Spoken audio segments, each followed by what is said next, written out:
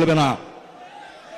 এই দেশে ৭১-এর চেতনার ব্যবসা করতে করতে শেখ হাসিনা শেষ পর্যন্ত দিল্লিতে আশ্রয় নিয়েছে। তিনি বাংলাদেশকে করদ রাজ্যে পরিণত করতে চেয়েছিলেন, আল্লাহ রাব্বুল আলামিন তাকে ওখানেই আশ্রয় দিয়েছেন।